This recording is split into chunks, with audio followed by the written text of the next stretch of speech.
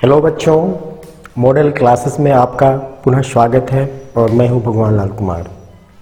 जैसा कि आप जानते हैं, हम रसायन विज्ञान में रासायनिक अभिक्रियाओं के प्रकार के बारे में पढ़ रहे हैं। आज उसी क्रम में हम पढ़ेंगे उपचयन एवं अपचयन रासायनिक अभिक्रियाएं। उपचयन एवं अपचयन, अंग्रेजी में इसको कहते हैं ऑक्सीडेशन एंड रिडक्शन। इस अभिक्रिया को समझने के लिए हम एक क्रियाकलाप करेंगे। क्रियाकलाप के माध्यम से समझने की कोशिश करेंगे। आपकी किताब में भी है, देखिए।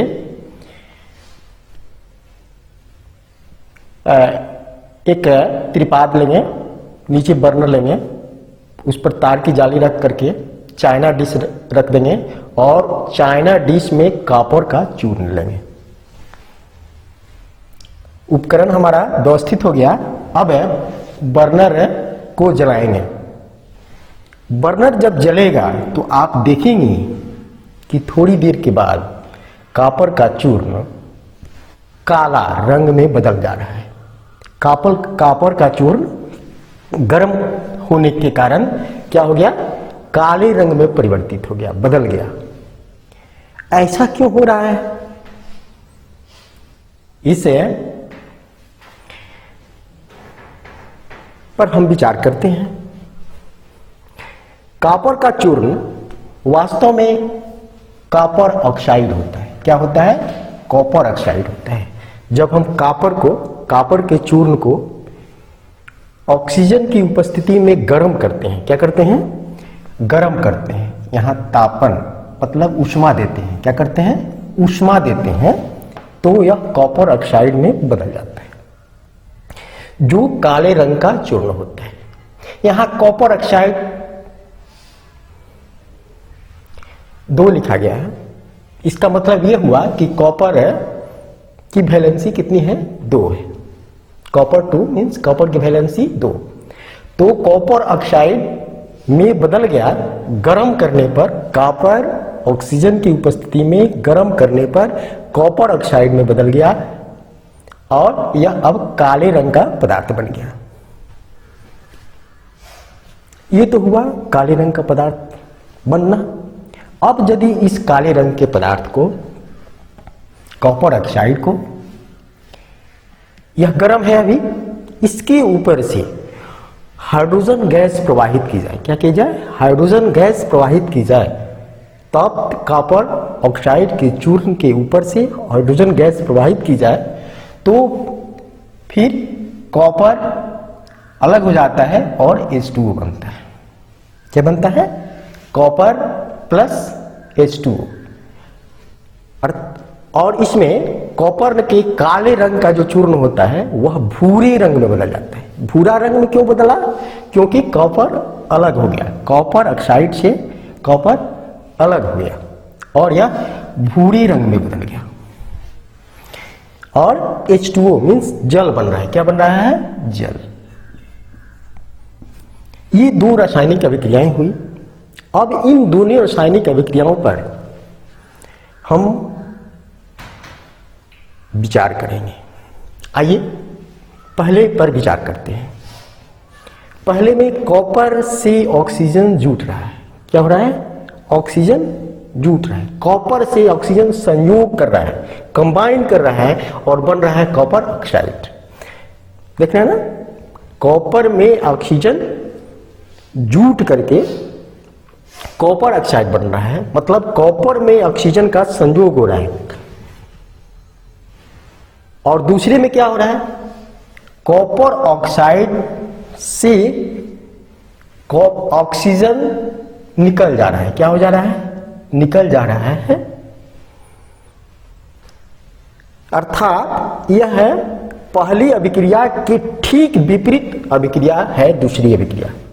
दूसरी अभिक्रिया पहली अभिक्रिया के ठीक विपरीत है। कैसे है?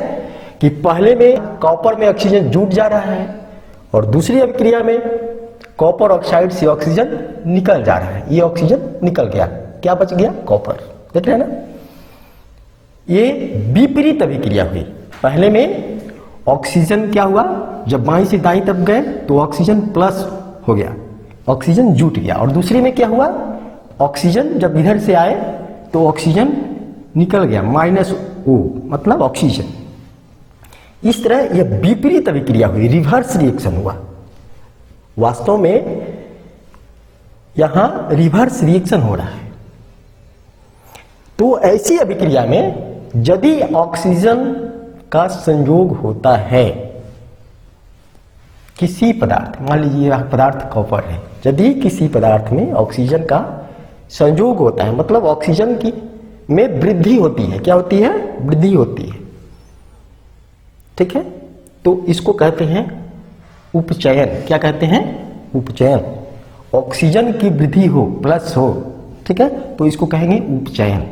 और इसके ठीक उल्टा, यदि किसी अभिक्रिया में ऑक्सीजन का ह्रास हो मतलब उसमें से ऑक्सीजन निकले, किसी पदार्थ में से, यहां पदार्थ के रूप में है कौन चीज, कॉपर ऑक्साइड में से ऑक्सीजन निकल जा रहा है, तो इसको कहते हैं उपचयन, अंग्रेजी में कहते हैं रिडक्शन, ठीक है। यदि किसी पदार्थ में ऑक्सीजन की वृद्धि हो जाए तो उसको कहेंगे उपचयन। और ठीक इसके उल्टा, यदि किसी पदार्थ से, यहां पदार्थ है कॉपर ऑक्साइड, ऑक्सीजन की ह्रास हो जाए, ऑक्सीजन का ह्रास हो जाए मतलब ऑक्सीजन उसमें से निकल जाए, तो उसको कहते हैं उपचयन, अपचयन, सॉरी अपचयन कहते हैं, ठीक है। इसको हम अब परिभाषा में बांधेंगे। परिभाषा में बांध सकते हैं, अभिक्रिया के समय, रासायनिक अभिक्रिया के समय यदि कोई पदार्थ में, किसी पदार्थ में, सॉरी किसी पदार्थ में, ठीक है, यदि किसी पदार्थ, कोई भी पदार्थ, यहां पदार्थ के रूप में कॉपर है, में ऑक्सीजन की वृद्धि होती है, क्या होती है, ऑक्सीजन की वृद्धि, ऑक्सीजन इसमें संयोग करके बढ़ गया ना, ऑक्सीजन की वृद्धि होती है, तो कहते हैं कि उसका उपचयन हुआ है। क्या हुआ है, उपचयन हुआ है। किसका, उसका, उसका माने उस पदार्थ का, यहां पदार्थ के रूप में है कौन सी, कार्बन, तो इस अभिक्रिया में हम कह सकते हैं कि कार्बन का उपचयन हुआ है, ठीक है। तथा यदि अभिक्रिया के समय यदि किसी पदार्थ में ऑक्सीजन का ह्रास होता है, क्या होता है, ह्रास मतलब कमी, या उसमें से निकल जाए, तो कहते हैं कि उसका अपचयन हुआ है, ठीक है। यहां पदार्थ के रूप में है कॉपर ऑक्साइड, इसमें से ऑक्सीजन निकल गया, तो यहां कॉपर का क्या हुआ, अपचयन हुआ, ठीक है। पूरी लाइन पढ़ते हैं। अभिक्रिया के समय यदि किसी पदार्थ में ऑक्सीजन की वृद्धि होती है तो कहते हैं कि उसका माने उस पदार्थ का उपचयन हुआ है। और यदि अभिक्रिया के समय यदि किसी पदार्थ में ऑक्सीजन का ह्रास होता है तो कहते हैं कि उसका अपचयन हुआ है। इसको अंग्रेजी में कह सकते हैं, इफ ए सब्सटेंस गेन्स प्राप्त करता है oxygen during a reaction, it is said to be oxidised. And if a substance loses oxygen, oxygen खोता है during a reaction, it is said to be reduced, तब उसको कहते हैं कि उसका रिडक्शन हुआ है, मतलब अपचयन हुआ है, ठीक है। यहां हम देखते हैं इस अभिक्रिया पर, फिर दूसरे तरह से विचार करते हैं। देख रहे हैं कि इसमें दो अभिकारक हैं, क्या है, दो अभिकारक हैं। आइए इसी समीकरण को यहां लिख करके समझते हैं। दो अभिकारक हैं, कॉपर ऑक्साइड और हाइड्रोजन। बन क्या रहा है, कॉपर और H2। यहां कॉपर ऑक्साइड से ऑक्सीजन निकल गया तो इसका क्या हो गया, अपचयन हो गया। और हाइड्रोजन में ऑक्सीजन का संयोग हो गया तो क्या बन गया, H2O बन गया। तो यहां हाइड्रोजन का उपचयन हो रहा है, क्या हो रहा है, उपचयन, ऑक्सीडेशन, और कॉपर का अपचयन हो रहा है। देख रहे हैं ना, कॉपर में से, इस पदार्थ में से ऑक्सीजन निकल गया है, तो कॉपर का अपचयन हो रहा है और हाइड्रोजन का उपचयन हो रहा है। यह तीर का चिन्ह इंगित कर रहा है कि इस पदार्थ का क्या हुआ है। तीर की चिन्ह देखिए, यहां कॉपर में चेंज हो गया, मतलब कॉपर ऑक्साइड का अपचयन होकर कॉपर बन गया और हाइड्रोजन का उपचयन होकर के H2O बन गया। देख रहे हैं ना, दोनों अभिक्रिया, उपचयन अभिक्रिया और अपचयन अभिक्रिया एक ही रासायनिक अभिक्रिया में हो रही है।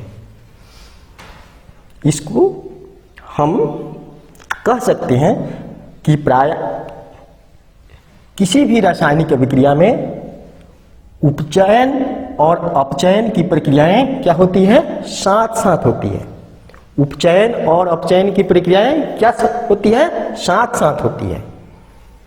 ठीक है, इसको हम एक वाक्य में कहें, किसी अभिक्रिया में एक अभिकारक उपचयित और दूसरा अभिकारक अपचयित होता है। देख रहे हैं, दो अभिकारक हैं, एक अभिकारक का उपचयन हो रहा है और दूसरे का क्या हो रहा है, अपचयन। देख रहे हैं ना, किसी अभिक्रिया में एक अभिकारक का उपचयित होता है। देख रहे हैं, हाइड्रोजन उपचयित हो रहा है और दूसरा अभिकारक, यहाँ दूसरा अभिकारक है कॉपर ऑक्साइड, अपचयित होता है। ठीक है, one reactant get oxidised while the other gets reduced, क्या होता है, get reduced during a reaction। ठीक है, और इस तरह की अभिक्रिया जिसमें एक अभिकारक उपचयित हो और दूसरा अभिकारक अपचयित हो, इसको उपचयन अपचयन क्या कहते हैं, उपचयन अपचयन या रेडॉक्स अभिक्रिया कहलाती हैं। क्या कहलाती हैं, उपचयन अपचयन, या इसको कहते हैं रेडॉक्स अभिक्रिया। क्या कहते हैं, रेडॉक्स अभिक्रिया। ठीक है, such a reaction are called redox reaction. ठीक है, स्पष्ट करते हैं फिर एक बार। किसी अभिक्रिया में देख रहे हैं कि अभिकारक और दो अभिकारक हैं, एक अभिकारक उपचयित हो रहा है, दूसरा अभिकारक अपचयित हो रहा है, मतलब दोनों अभिक्रियाएं साथ साथ हो रही है, तो ऐसी अभिक्रिया को हम उपचयन अपचयन अभिक्रिया या रेडॉक्स अभिक्रियाएं कहते हैं। इसको हम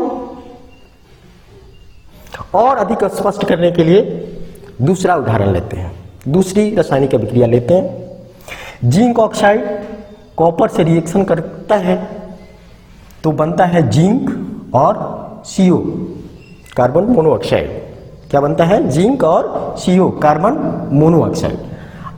आइए हम इस पर विचार करते हैं कि किसका ऑक्सीकरण हुआ और किसका रिडक्शन हुआ, किसका उपचयन हुआ और किसका अपचयन हुआ। आप देख रहे हैं कि जिंक ऑक्साइड है, इस पदार्थ से ऑक्सीजन निकल करके जिंक बन गया। क्या हो गया, ऑक्सीजन निकल गया, ऑक्सीजन का ह्रास हो गया, तो इसको कहेंगे कि जिंक का अपचयन हो गया। क्या हो गया, जिंक ऑक्साइड अपचयित होकर जिंक बना रहा है और कार्बन में ऑक्सीजन मिल गया तो कार्बन का क्या हो रहा है, ऑक्सीकरण हो रहा है, कार्बन अपचयित होकर के कार्बन मोनोऑक्साइड बना दिया। ठीक है, देख रहे हैं ना, तो दोनों अभिक्रियाएं साथ साथ हो रही हैं, उपचयन की अभिक्रिया भी और अपचयन की अभिक्रिया भी। तो इस तरह से यह भी रेडॉक्स अभिक्रिया है। आइए एक तीसरे समीकरण पर विचार करते हैं। मैग्नीज डाइऑक्साइड, देख रहे हैं ना, MnO2, HCl से जब रिएक्शन कराया जाता है हाइड्रोक्लोरिक एसिड से, तो मैग्नीज क्लोराइड H2O और Cl2 बनता है। ठीक है, यहां दो अभिकारक हैं, एक मैग्नीज डाइऑक्साइड, दूसरा है कौन सी, हाइड्रोक्लोरिक एसिड। देखिए, मैग्नीज डाइऑक्साइड से ऑक्सीजन निकल गया। क्या होगा, ऑक्सीजन निकल करके, ऑक्सीजन यहां निकल गया है ना, तो इस पदार्थ से ऑक्सीजन निकल गया है, इसमें से ह्रास हो गया है, कमी हो गई है तो इसको कहेंगे कि इसका अपचयन हुआ है।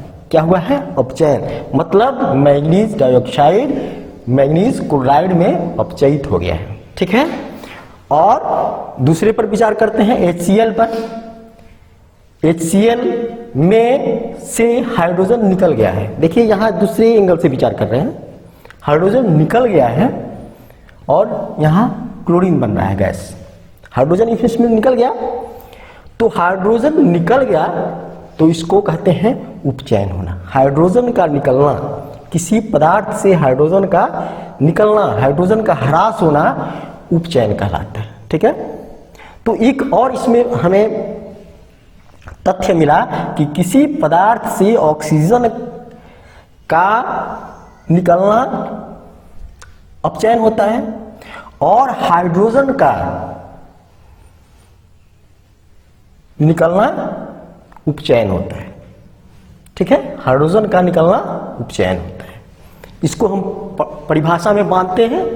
अभिक्रिया के दौरान यदि किसी पदार्थ में ऑक्सीजन की वृद्धि होती है, ऑक्सीजन की वृद्धि होती है या हाइड्रोजन का ह्रास होता है, देख रहे हैं ना, ऑक्सीजन की वृद्धि होती है या हाइड्रोजन का ह्रास होता है तो उसका अपचयन होता है। उसका अपचयन किसका?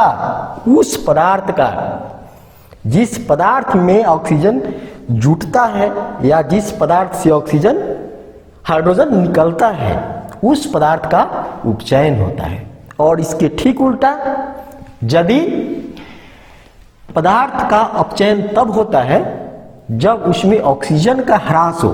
इसके ठीक उल्टा है, ऑक्सीजन का ह्रास हो मतलब ऑक्सीजन उसमें से निकले या हाइड्रोजन की वृद्धि होती है तो उसे हम कहते हैं कि उस पदार्थ का क्या हुआ है? अपचयन हुआ है। क्या हुआ है? अपचयन हुआ है। इसको इंग्लिश में कह सकते हैं if a substance gains oxygen और लूजेज हाइड्रोजन। क्या होता है? गेन्स ऑक्सीजन, ठीक है, और लूजेज हाइड्रोजन। क्या करता है? Loses hydrogen. देख रहे हैं ना, during a reaction it is oxidised, तब यह ऑक्सीकृत होता है मतलब उपचयित होता है। और इफ ए सब्सटेंस लूजेज, देख रहे हैं ना, लूजेज ऑक्सीजन और गेन्स हाइड्रोजन, ऑक्सीजन लूज करता है या हाइड्रोजन गेन करता है मतलब प्राप्त करता है, during a reaction it is reduced, तब इसको कहते हैं कि उसका अपचयन हुआ है। ठीक है, तो हम आप समझते हैं कि आप उपचयन अपचयन की अभिक्रिया पूरी तरह समझ गए होंगे। अब किसी तरह की कठिनाई नहीं होनी चाहिए। थैंक्स।